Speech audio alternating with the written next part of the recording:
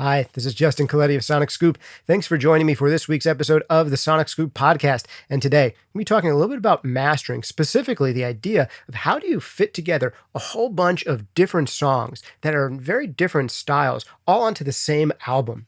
This is a question I've gotten a bunch in the past, both from my mastering clients as well as from students in the members portion of the Mastering Demystified course. In the Mastering Demystified course, sometimes we do these live Q&As, and this one comes up all the time. And it's a struggle that some people have. A lot of people these days really work in very eclectic styles where they might have an album where some of the songs are totally acoustic, some of them are more kind of electronic, some of them have kind of more of a rock feel, there's one that's more of a hip-hop vibe, and they're trying to fit all of these things together. They might have really different instrumentation. One song might be like acoustic guitar and vocal driven, and another one might be big banging beats, and another one might be kind of more rock. And how do we get this stuff sitting together, living in the same world on an album together without ironing out those differences too much, but also making them feel like they're part of a seamless whole, like a collection of songs? And I have some good ideas for you on this. And we're going into some detail on it today. There's a few core principles, a few key concepts that I think if you wrap your head around them, you're going to have much better results. And I'll just give you a sense for how I approach it in mastering context. Let's get right into it. Before we do, quick shout out to this week's sponsors. Number one, potentially being you. If you want to sponsor this podcast, one of the best things you can do is sponsor yourself.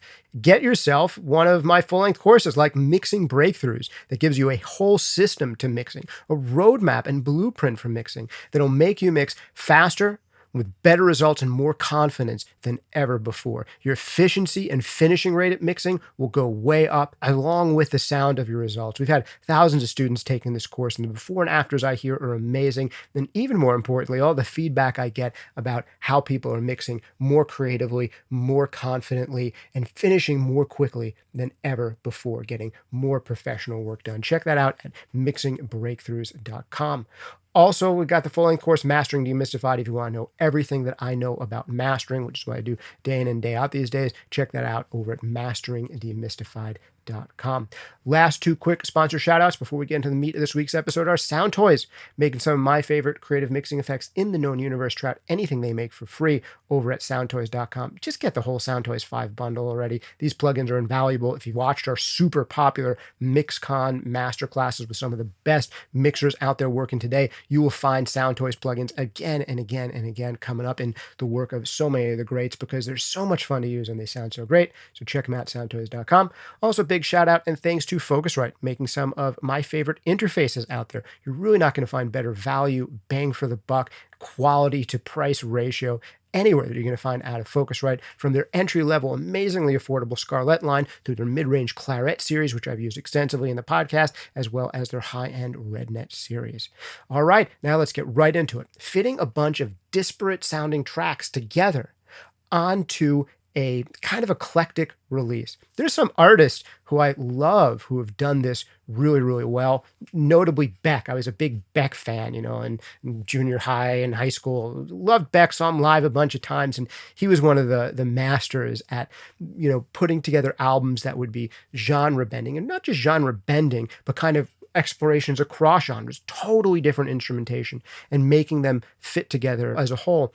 And one of the approaches that were often taken on some of those big Beck records, like Odelay is probably, I imagine still his most popular record.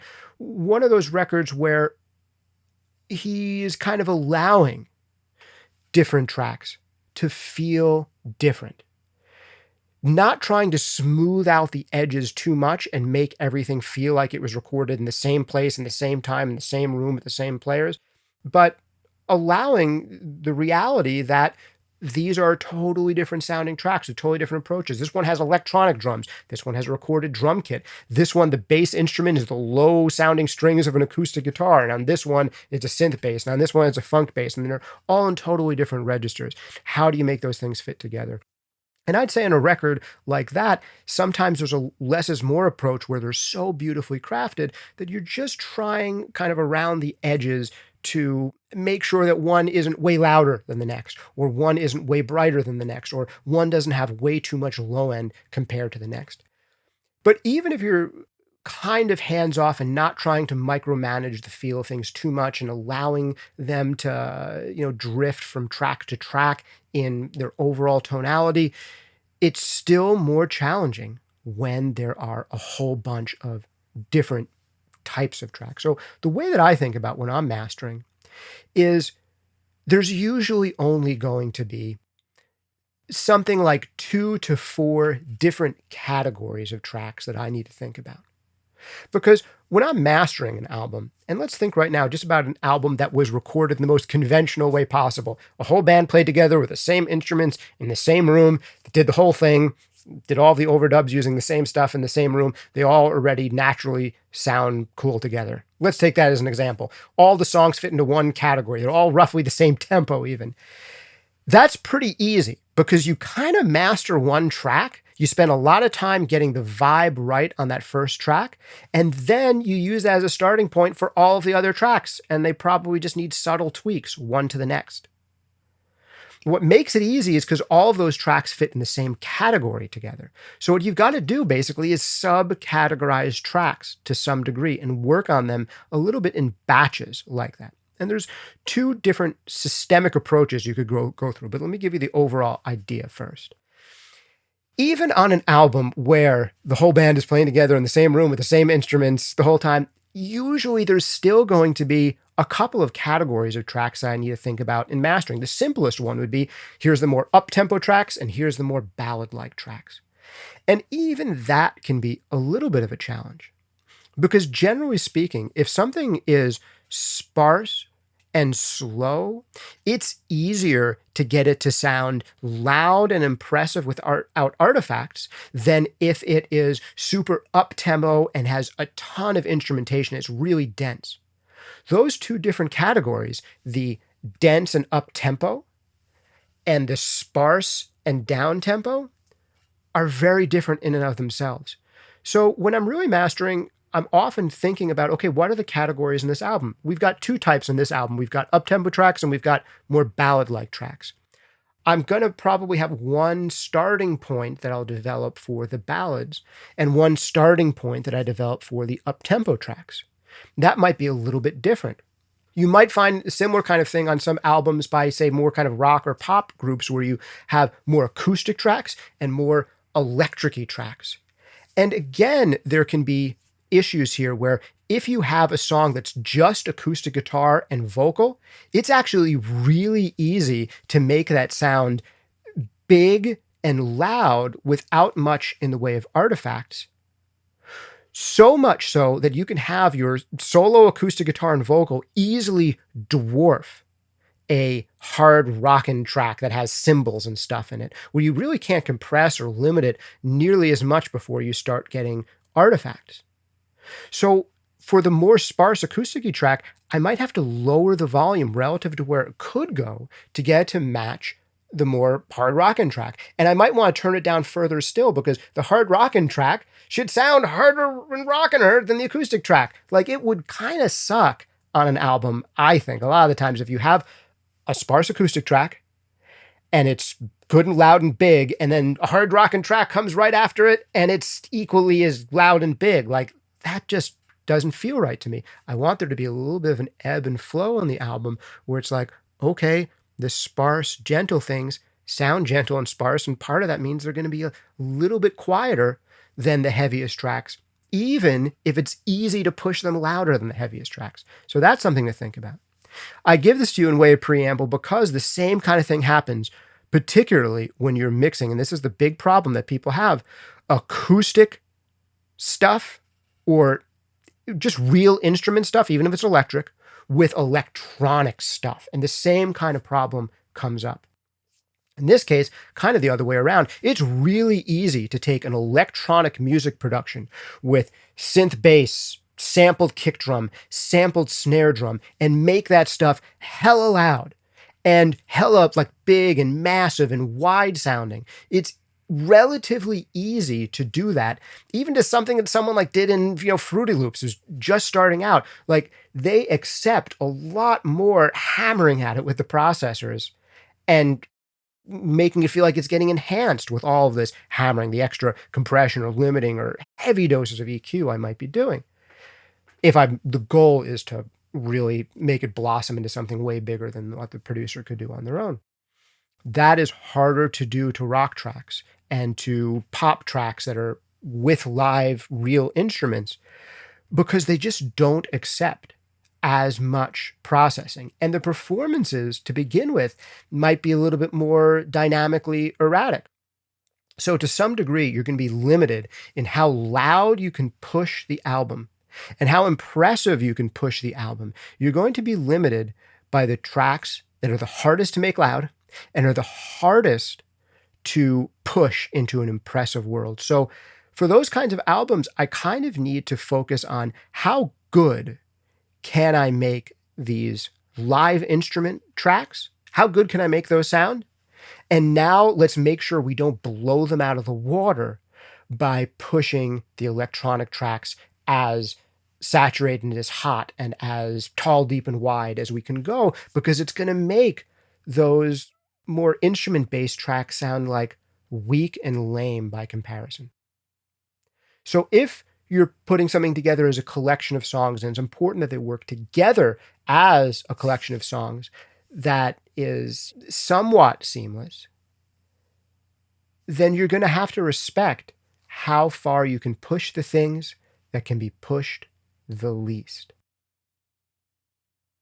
So those are two big concepts that I think you can wrap your head around as far as making things fit together, particularly making electronic tracks fit with live instrument tracks, but also with making up-tempo tracks fit with down-tempo tracks. The two concepts here are, one, you got to categorize them, create subcategories where you have a starting point for all the electronic tracks together and all the more live instrument tracks together. That kind of thing. And there's probably going to be more than just those two subcategories, right? There can be down-tempo electronic tracks and up-tempo electronic tracks, or there can be more EDM style and more hip-hop style electronic tracks.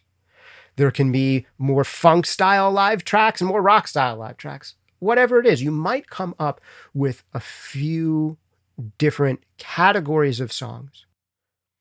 At least twos and threes and pairs and trios of things that belong kind of in the same world. And you can work on them in groups. And always respecting the fact that some tracks can only be pushed so hard. But there's another thing you can do, and that is to take album sequencing really into account. There is a way to get away with pushing your electronic-y tracks super hot and super impressive, far more impressive than you can get those more live play tracks to get. And that is to put buffers between them. Segues that allow you to kind of cover up those differences. Because one of the problems that you can run into is an electronic track blowing out of the water a live performed track as far as level, loudness, height, depth, width, impressiveness. But if you sandwich between that a ballad, then you have some more room to work with here. Especially if you don't mind the dynamic that after the ballad, we're going to now wake people back up and land with a big sounding track. So thinking about the macro dynamics of the album and how one track flows into another, I found though that these days, more and more the artists and the producers have really selected the best album sequence for themselves and are less frequently asking for my advice or input on album sequence. Like it comes to me with like, hey, here's the sequence. More often than not, and every once in a while if something really isn't working, I'll tell those folks, hey, here's one problem I'm having just because of the sequence here. Here's the compromise I had to make. And if we change the sequence slightly, we wouldn't have to make that compromise. Whereas years ago, people would ask more often, like, hey, what do you think the sequence should be? And I actually like, though, that producers and artists are more and more thinking about the sequence themselves when they're making albums, because it's one of the beautiful things about albums is experiencing them as a whole. And if you're producing your own stuff, or if you're an artist and you're a lover of albums, you should be thinking about that stuff throughout the whole production process. What are great sequences that could work together? But this, if you're listening to this podcast now, is something you can start thinking about when you're thinking about sequencing. The most difficult, or at least the most limiting thing to work with from a mastering perspective would be, live track, electronic track, live track, electronic track, live track, electronic track. That would cause the most limitations, but also probably wouldn't make the most sense for an arc for an album either. And often it makes sense for albums to go through phases. This doesn't mean you necessarily go through all of your live performed tracks and then all of your electronic tracks and then all of your ballads. That doesn't make sense either. But thinking about this thing where you have these kinds of mini phases where maybe you have a couple of up-tempo songs and then a down-tempo song, and now you're hitting them with electronic track followed by a more electronic-y track, and now we're back into more of a live performed rock territory. That kind of thing where you're thinking about ebbs and flows, putting like styles together with slight breaks in there where you go back to a style you touched on earlier. As always, I think the best way to learn to do this stuff really well is to start noticing it in your own favorite releases and to start categorizing things on your own favorite releases. Like sit down with like 3 of your favorite albums that are eclectic in a similar way to what you're doing, and then sit down and really plot out what each of the songs are, and then assign like a category to each of the songs. And you might come up with 2, 3, 4, 5 different rough categories, big categories of tracks that are on that album. Of course, every track is unique, but you can put them into kind of categories and subcategories and see how the categories flow on some of your favorite albums. There's no one right way to do any of this stuff, but just going through that exercise of figuring out how people have played with this puzzle before is going to help you in your journey of playing with this puzzle, of doing your sequencing. Well, as always, I could wax on about this for like another hour and go into more details with specific examples, but I don't want to make the podcast be an hour every week. So I hope you enjoyed this. Give me some of your ideas down below. What are some of your favorite records that have done this really, really well? And what are some of the things that have given you the most trouble in trying to solve this problem? And what have been some of your best solutions? Big shout out and thanks again to this week's sponsors. They include Soundtoys, making some of the best mixing plugins in the known universe. Check them out over at soundtoys.com, where you can try out everything they make for free for a full 30 days, one of the most generous demo periods in the whole world of plugins. Killer sounding stuff. Gotta check out the whole Soundtoys 5 bundle if you haven't already. Also, big shout out and thanks to Focusrite, making some of my favorite interfaces, some of the best value in interfaces out there. Price to quality on the Focusrite stuff is astounding. The Scarlett is just about the best-selling interface series in all time, because you're really just not going to find better value and quality than you are in the Scarlett range for intro level interfaces. And they've also got great intermediate level interfaces like the Claret and super high end stuff like the RedNet series. Just tremendous stuff from the beginner consumer level all the way up to the high end pro level. Check them out over at Focusrite.com. Also, if you want to go super duper deep with me, you can. We've got the full length courses like Mixing Breakthroughs, which you can check out over at mixingbreakthroughs.com, where you can learn to mix faster, more creatively, and with more confidence than ever before with a full money-back guarantee. We put it both into the theory and to the practice. We'll go through mixing a whole bunch of songs together, but even more importantly, you get a framework, a blueprint, a roadmap for getting through each and every mix, knowing what to do in what order in a proven way that works, that you can adapt to your own tastes, styles, and preferences. Check that out over at mixingbreakthroughs.com. Or if you want to know everything that I know about mastering and how to do it, check that out over at masteringdemystified.com. Full money back guarantee on that one as well at masteringdemystified.com. If you want something totally for free, we've got you covered there too. We've got the free workshop, The 5 Habits of Every Great Mixer. These are the 5 things that all of the best mixers that I've studied, interviewed, worked alongside, produced master classes with, the 5 things that they do on every single mix. Chances are you are not doing these 5 things. But if you do, the quality of your mixes are literally going to improve overnight. So get cracking out with 5 habits of every great mixer. sonicscoop.com/mixhabits. That's sonicscoop.com/mixhabits. Or if you want a free intro and primer to mastering, check it out over at sonicscoop.com/mastering101. That's sonicscoop.com/mastering101. Thanks again for hanging out with me. This has been Justin Colletti of Sonic Scoop. See you next time.